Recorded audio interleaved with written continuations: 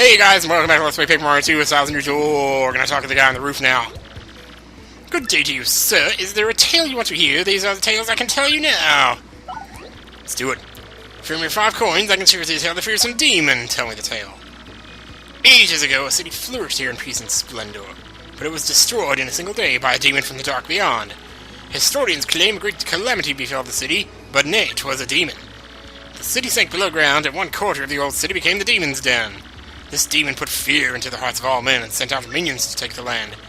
And its den and its palace grew rich with the treasure stolen from all over the world. If there's another tale you wish to hear, just ask. I have told you that one already, asshole. Yeah, gotcha. The Crystal Stars! Let's hear it.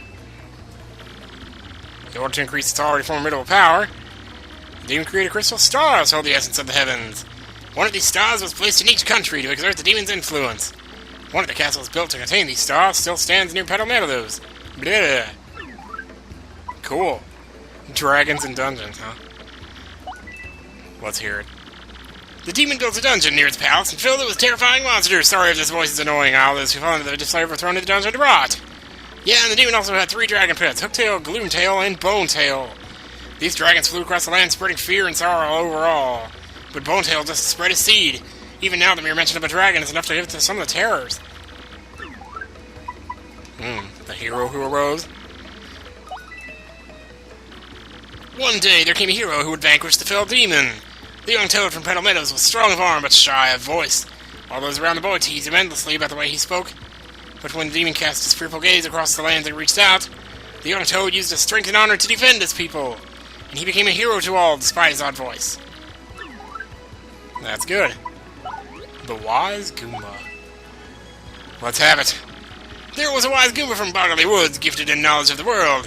When beasts rose to take the woods, this knowledge helped the people fight them. And this Goomba, who knew the way that every monster would attack, she began to think of a way to banish all monsters from the land. Very well. The Stalwart Koopa. I love the word stalwart. A Koopa who traveled the world alone learned of the darkness covering the land. He went alone wherever evil dwelt, and banished it with shell and sheer bravado. The monsters grew to fear this scar-riddled Koopa who thwarted them at every turn. But the brave Koopa was finally taken in a trap set for him by the monsters. But then a Boo who fought with the monsters came and used her magic to free him. The brave Koopa's spirit had melted the heart of the whole Boo lass. Nice. That's cool. The 4 heroes. The Boo used her powerful magic to learn more about the evil they faced. We cannot destroy this darkness alone, she decided, her face a grim mask. We need the Toad Hero of Petal Meadows and the Wise Goomba of Boggley Woods. The Boo's magic drew the 4 heroes together to send the demon from the world, and so the 4 heroes finally set out for the Palace of Shadow. Getting good now. How much more have we got? Oh my god, there's so many. There's so many. I'm not gonna make this, man. The power of the world-devouring demon was greater than any could imagine, but the wise Goomba soon realized this was the power of the crystal stars. She thought of a way to take the stars and use them against the demon. She told the other heroes her plan and set it in motion, banishing their fears. The Boo's magic and the Toad's strength created a gap in the demon's defenses. At that moment, the brave Koopa seized the stars and succeeded in badly damaging the demon. Man, alright.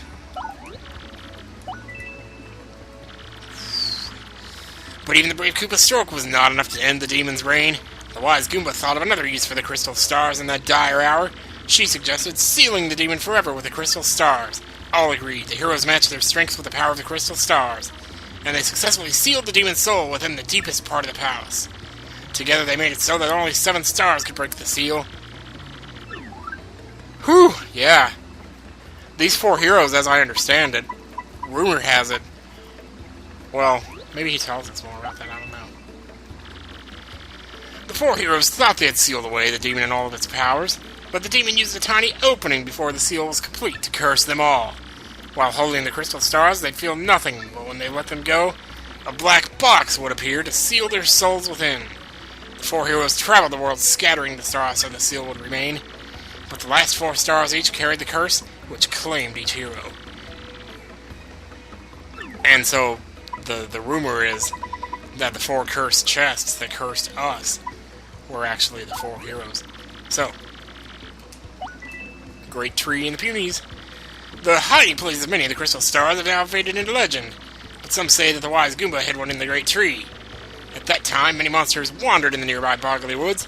The tiny Punies were always tormented by their fierce appetites, it was said. Pitying them, the Goomba hollowed out the great tree for the Punies to live in. The Punies were so grateful that they swore to protect the crystal star there. Alright, hey, we're almost done, yay. Once the Boo heroine hit her strong in the steeple, she was trapped in the nearby town. Some say the crystal star lies in that steeple still. Nice. Cool. Nice. A short one. Yay. The Koopa hero went down to the southern isle to hide his star where no one would find it. But the Koopa was so tired from his journey that the pirate Cortez stole it easily. In that very instant, the brave Koopa was trapped in an inescapable chest. But Cortez did not realize the power of the star and lost it among his treasures. Whew. And the Toad hero's final days.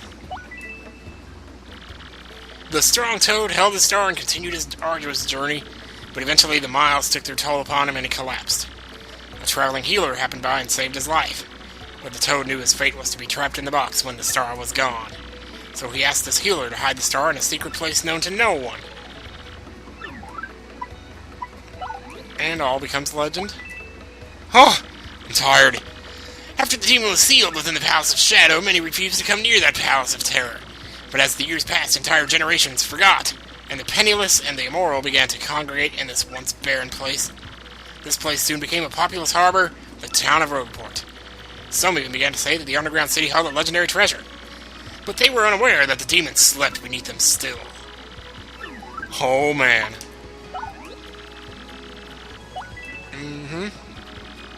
The heroes knew that the seal might not last forever, and they sought to make the crystal stars available to one who might need them.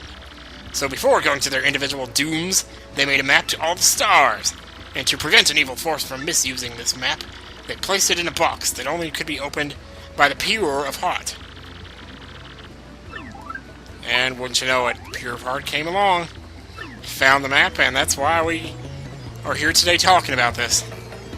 And oh my god, I never knew reading could be so exhausting. Of course, now I got this whole Luigi thing to do, good lord. I think he's in here. Not actually too sure. Excuse me. Yeah, he is, alright. I've been catching a breather here, you know, reflecting back on my adventures. It's been a long road, bro. Want to hear what happened? It's a pretty long story. Not yet. I need to sleep. I need to sleep first, and take a break in between hearing stories. So, to bed I go. You can still see Luigi down there.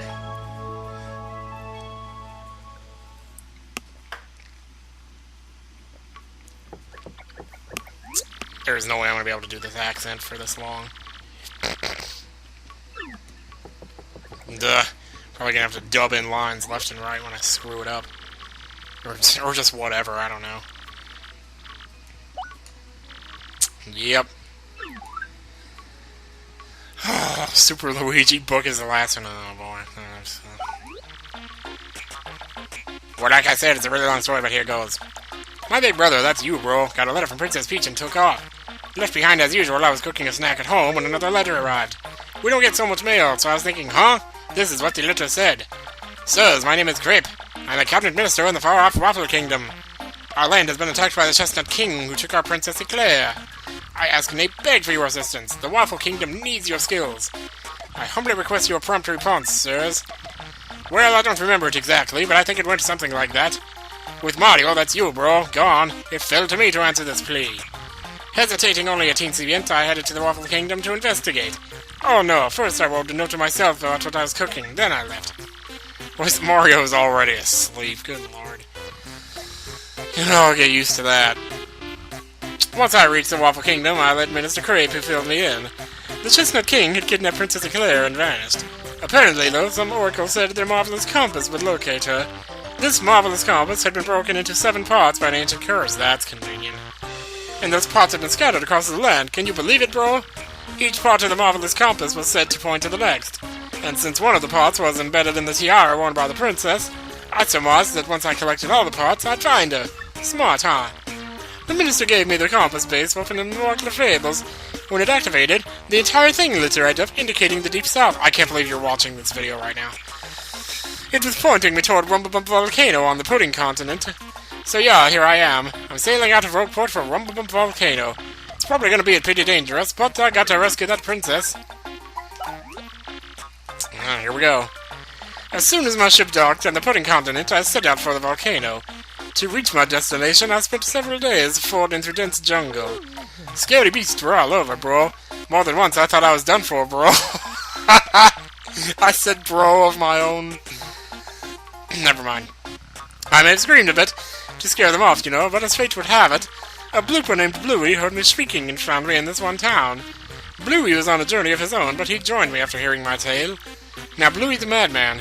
Back in his hometown, they call him White Torpedo. Yeah, he's a tough guy. Anyway, he helped me fight the Rumbabump Volcano. This place was all about bubbling lava pools and heat that make the sun sweat. And the place was lousy with evil traps designed to protect the compass piece. The scariest one of all was this gigantic 100-foot tall statue that stomped around. Now, the weakness of this giant statue, bro, was a red gem on its forehead. Now, I can jump high, but not high enough to reach this thing by a long shot. So I came up with this plan to get Link to shoot him with the arrows, Waited for a pause in the statue's movements and hooked Bluey up there. And bullseye! The White Torpedo saved the day. That jewel got whacked. It was a critical hit, and that stone statue toppled and crumbled to pieces. Once that was done, it was an easy stroll to the room where the treasure was. Unfortunately, Princess Eclair was nowhere to be found. But I got another piece of the marvelous compass, put it in the base. Now the compass pointed west to Plumbilly Village on the Strudel continent. So I set sails once again and came back here to Rogueport to recharge. That's what happened to me lately, but I'll be heading back out soon. Oh, man. Dead. Well, like I said, once we made landfall on this... we made for Plumbilly Village. Once we got there, though, we immediately noticed something was wrong. We learned from the mayor that the town was ruled by a giant snake named Hiza. He said his own daughter was going to be offered up as a sacrifice to this beast, too. So, of course, being heroic, I offered myself to go up in her stead. Brave, huh? Now, the custom was for sacrifices to be dressed as brides, so I got all dolled up. I was one hot sacrifice. I looked so good. I fooled her first and got in his lair. It's kind of rough fighting in that gown, but I managed. Chiffon really chafes, bro. I finally found Hiza, and the snake had a second head on its tail. Talk about scary. Talk about old Ochi. I fainted real quick, but when I came to, I managed to distract both heads. It reared up, fangs bared to attack, and at that moment I deftly lunged left. His gaping mouth smashed into one another with an iron, and he managed in a cloud of smoke. A shining plate fell down on the spot where his body had been coiled. Yes, another compass piece. I set it, and it pointed east to Circuit Break Island. Just as I was about to leave town, the mayor asked me to stay and marry his daughter. I thought about it, she was sort of cute, but we ended up sneaking off the next morning. I mean, I still have to say Princess Eclair from the Chestnut King. And when the marvelous compass activated this time, I heard somebody's voice. It was so beautiful, bro. I'm certain it was Princess Eclair's voice. My heart began to race. That's when I realized it. Princess Eclair. Oh, I kind of zoned out there. So you're not the only one. So yeah, we set sail again after ditching town. And somehow we managed to get back here to Rogueport. And here I am. So I've completely lost the accent. I don't even know if they're... Alright. Circuit Break Island. Oh my god. Alright, ready? Just as our boat arrived at Circuit Break Island, we heard this incredible racket. We soon found out that they had kart races almost every day on the island. Whoever takes first place in the race gets to rule the island as king for that day. Just as we got to the racetrack, they were holding the awards ceremony. I couldn't believe my eyes. Right there on the trophy they gave to the winner, it was another piece of the marvelous compass. I almost passed dead away. I decided right then and there that the only thing to do was enter the next race. I mean, I've driven in kart races before, so I thought I'd be okay. Boy, was I wrong. The karts were supercharged machines that could send you airborne with their exhaust. These vehicles were armed with missiles and bazookas. It was anything goes, bro. Of course I wanted to get right out of there pronto. Those drivers were crazed. But I worked up my courage and signed up anyway, and my race day finally came. I got one of the best karts, the big green 01. I took my position at the start line, the light went green, I stomped the accelerator, and something bad happened. I was in reverse. The big green one went rocketing backwards with me yelling. I crashed into the wall behind me hard enough to cut me off mid-scream. In one fell swoop, I dropped into last place, and wrecked my racing machine. But it wasn't all bad news. All the other cars crashed because of my maneuver. Once I got in gear and took off, I was the only car left. I won by a country mile, bro. I took the piece off of my trophy and added it to the marvelous compass. The compass came to life and pointed me toward Jazzafraz Town in the east. Then I heard that voice, Princess Eclair's voice, echoed in my ears again. Oh, my princess, random words would form poetry if spoken by your voice. I will most definitely save you. Just wait for me, Princess Eclair. Oh, sorry about that, bro. So after that, I got back on my boat and came back here to Rogueport, and that's what's been up with me. Halfway there, living on a prayer, take a drink.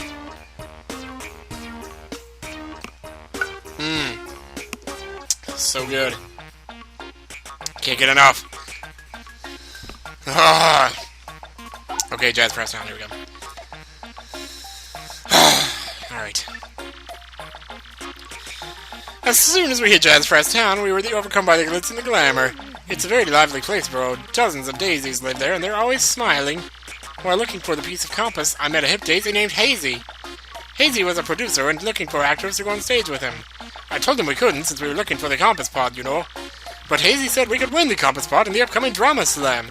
He said the so-called Drama Slam of Flack might in fact be one of the pods. Well, we just had to give it a try, so we rehearsed with the cast and hit the stage.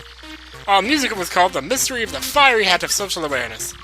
The script was great, but I got really hosed, bro. My role, my part, was grass. I played grass by the side of the road. Grass, bro. Grass! I just sprawled out on the ground and had to be silent.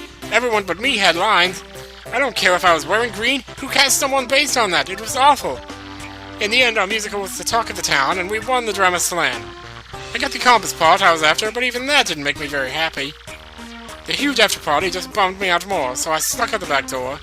But wow, outside were tons of fans. My fans! Fans of grass, they swarmed me.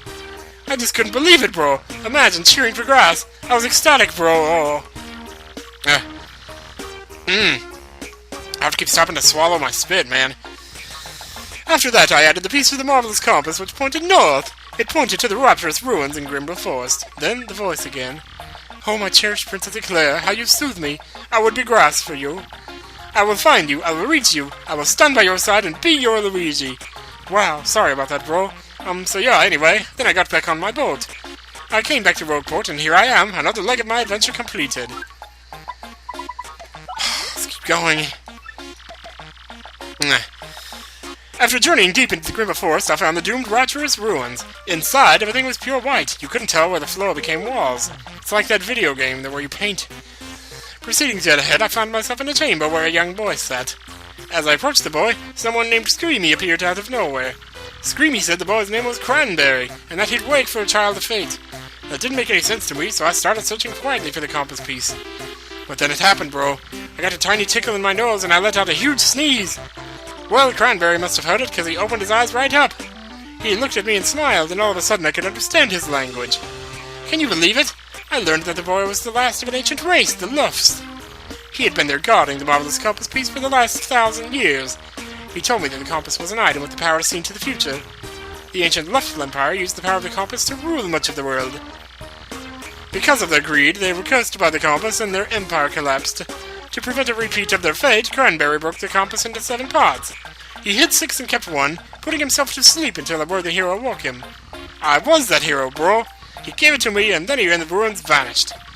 When I added that piece to the compass, it pointed to the far north, where dreaded Hate Song Tower stands. This time I heard Princess Eclair's voice more clearly than ever before. I will rescue the princess, I will be super, and then I'll figure the rest out later. Anyway, I headed back here to Rogueport after that. I'm making my final preparations for my final battle now. I'm a little nervous, bro, but that's what I've been up to anyway. Yay, so... my eyes are closed and I don't want to open them right now. Do you ever do that? You just close your eyes and suddenly you realize...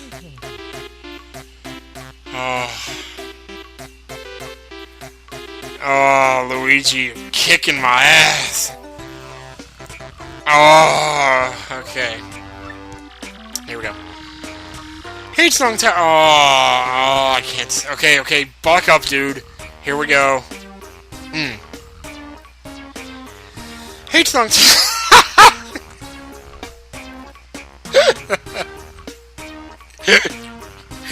Why am I laughing? This is not funny. I'm sorry, guys.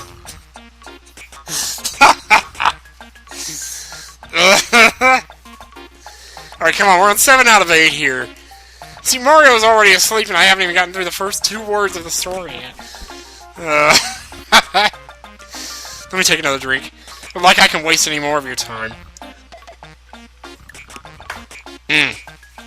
Okay. Alright. Stupid activate. Go. Hatesong Tower stands atop a jagged, unclimbable cliff beyond the northernmost sea. The winds whistle down the cliff, howling like banshees singing songs of hate. People say it's pretty much the scariest place in the world, and I had to go there. Blocking out the bone-chilling howls, I somehow managed to reach the tower's door. I was terrified, but thoughts of Princess Eclair warmed my heart and gave me power. All of my companions felt the same way. They were with me to the bitter end. The door to the tower swung slowly open to reveal an inconceivable darkness. I tried to call out Princess Eclair's name, but I couldn't even breathe because, as I strained my eyes in the darkness, I saw the most terrifying beast of all. The Chestnut King himself appeared before me. He was monstrous and drooling. Puddles of toxic goo dripped from his mouth, melting the very ground at our feet. I couldn't stop shaking, but I gritted my teeth and faced the evil beast head-on. Dead-on. Applied directly to the forehead, dead-on. I dodged the king's fangs and jumped onto his chest and gave him a hammer whack. My swing split the air and crashed dead center onto the Chestnut King's skull. Hope powered me up, bro. I was going toe-to-toe with the king and I was loving it. This is it, I thought. I can win this. I'll risk it all on my next blow. I gripped my hammer tight and waited for my moment. The tension stung me. Schwack! The ocean winds raged against the tower windows. With that sound as my call to battle, I advanced with no mercy in my heart. And then... Oh. A break. Thank God. A break. I beat him. I defeated the Chestnut King. Wow. An even worse beast came next, a nightmare thing, but I beat it too. I rescued Princess Eclair, it was all over. And then I came back to Rogueport and had a light lunch, and that's about it. Huh? You think there's more to the story than that? Not at all, that's it. That's the whole story of the quest for Princess Eclair, the end. But my adventures won't end here, bro, they'll never end. So is this the book you buy in the store, or is this, like, him? Let's see. Actually, know what? This guy actually novelized my quest. He's been interviewing me. He was actually interviewing me here at the inn during breaks from my adventure. I didn't think anyone would be interested in reading a book about Luigi. But Super Luigi came out recently, and check this out, bro. Here in Rogueport, it's set a new record for consecutive weeks at #1 on the bestseller list. Ho ho ho ho! Hooray for Luigi, bro! I started reading it the other day, and it's an encyclopedic account in multiple volumes. Excruciating detail, bro. It's like a history book. It seemed like one, anyway. They've got it in the shop here in Rogueport. How about you snag a copy, bro? Okay. Well, I never did that, so I'm gonna go do that now, because that's, you know, in the same... That's pertinent to what's going on here. And they did say there was stuff in the book that Luigi left out, which I assume was just the final battle thing or something. So, let's just go back here in the corner and read it.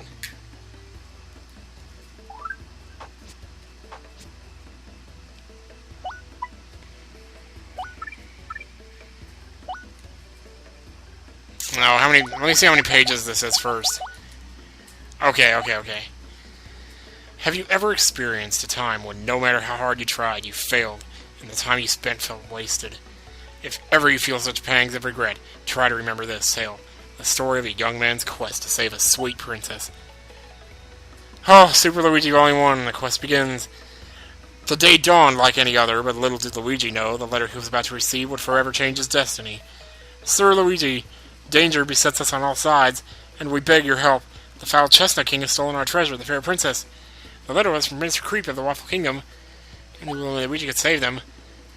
This is kind of like what he already told me. Wait a minute. Knowing that his older, though less talented brother... What? Less talented? Mix a Keel Mango with a Peachy Peach. Less talented? Upon reaching the Waffle Kingdom, Luigi was greeted by pure misery. An endless flow of tears over the kidnapping of Princess Eclair. Arriving at the castle, Luigi was greeted by Minister Creep, who carefully handed him a compass base with only one intact section. Our land had a second treasure, the marvelous compass. Find its 7 parts and find Eclair. So it began. Do you have to buy, like, the rest of this, I wonder? That's weird. I don't know. Tuh. That's interesting. Less talented? Seriously, less talented. Oh! Okay, so do I have to go out of this, like, go to the sewer or something, and then... Huh. Let me try that. Oh, sure enough, there's part 2. I must have not noticed that there was, like, part 1 before. Oh, God, really? I'm not gonna have enough coins. Because I bought all those stupid badges.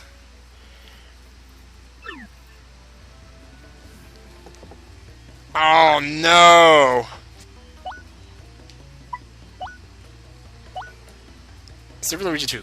It's a little warm, Luigi muttered, the sweat dripping from his brow as he felt the compass rumble up the volcano side. Let's find the secret grotto. While Luigi had guts to spare, he did need a guide, and he found one in Bluey, a blue-made man in town. Brave Bluey joined Luigi and instantly proved to be invaluable. With his aid, Luigi bested a savage statue that protected the treasure. That treasure was none other than a piece of the marvelous compass. Pointed to Plum Billy Village. Something was amiss. Luigi turned Luigi's wife and the mayor. Town was at the mercy of sinister serpent, burning with the natives of Luigi's former team of liberators. A fierce Babam warrior named Jerry joined his crew.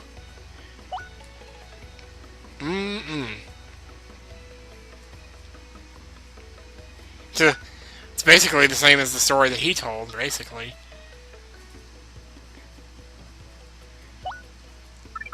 Man, I'm not gonna have enough to... I'm gonna go, like, sell badges to get this. Because I don't care about the badges, like, I really don't. Okay, guys, I'm back. Now, in between, while I was in the badge shop, I actually, like, bought a bunch of badges and also sold them. And it turns out you don't have to currently own the badge for it to appear here. So I had a lot of little ones like this right here. Like, I had Pretty Lucky, and I had Lucky Day, and I had Lucky Star, but I didn't have this one, Pretty Lucky P. And a lot of the ones that I didn't have were things like that just don't count. I had, there's a Simplifier, and Unsimplifier. There was Attack of XP, I don't know what that sounds like yet. There's First Attack. Not sure what the difference is with these two, but, kind of be interesting to know, I guess, but, there's Refund, Super Appeal. Oh, I don't have the Super Appeal regular, so that's another one I could get. Oh, I could have sworn I had Super Appeal regular. I don't know. So you can usually deduce by, like, what badges are around it. Like, this is probably Power Rush P right here. This is Flower Saver, this is something else. But anyway, but yeah, but as you can see, I have a little more than I did before. It's like I almost got the thing filled up, so... Oh, good, okay. It doesn't keep doubling. Huh. Alright, so let's, take a look at Luigi here. Dauntless Luigi's next test became in the form of a kart race on Circuit Break Island, where he both won the contest and a compass piece. The race is fraught with danger, but Luigi pressed through adversity to win. All viewers are out by Luigi's early racing style. Mechanic who built Luigi's race machine, a buzzy beetle named Torque, was so stunned by Luigi's race and techniques that he joined him. Actually, he joined him because, he owed him money, right? But, okay.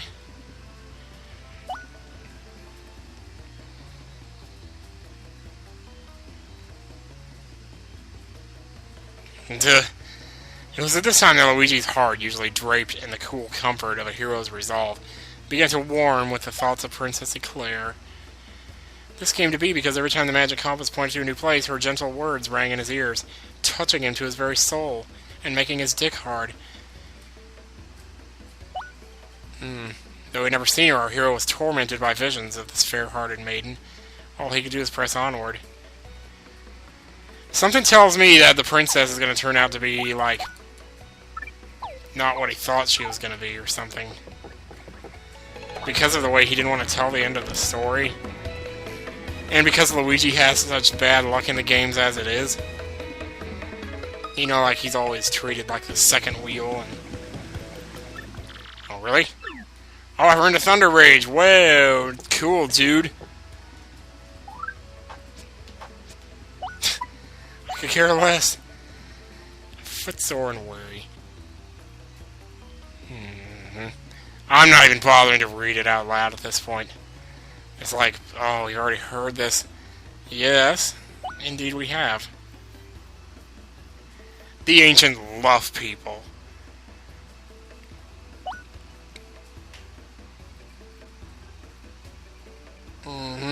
Well, I don't know what I'm doing here. Like, what is this video now? What does it become?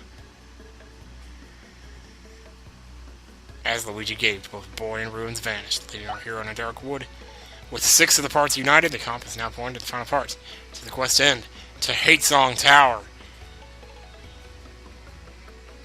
Luigi's heart burst aflame. He's getting really horny now. Oh my god. We have to see how it ends. We have to see how it ends. Oh, so here we are. Am I crazy for actually being kind of interested in this now at this point? Oh man, 256, thank God. And so, finally, the last chapter. Let's see what we got. At long last, Luigi crossed the threshold of Hate Song Tower. Luigi rallied his allies. We will defeat the Chestnut King, we must! Friends by his side, Luigi at last faced the felled Chestnut King, but then he heard a voice, and spun to see the fair Princess Eclair.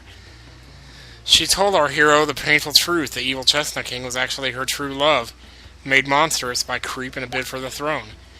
At that moment, the villainous Creep appeared. The marvelous compass, please, hand it over, and the Luff Empire will rule again. Mwahaha! Luigi and company were no match for the might of Creep, whatever, their true enemy. But then the compass piece and Eclair's tiara shone forth. It bestowed the future sight on Luigi. Knowing Creep's every move, he smote the fiend with his mallet, and with that it was finally all over. Luigi and his friends parted. Leaving the Waffle Kingdom at peace, Luigi regretted not gazing farther into the future.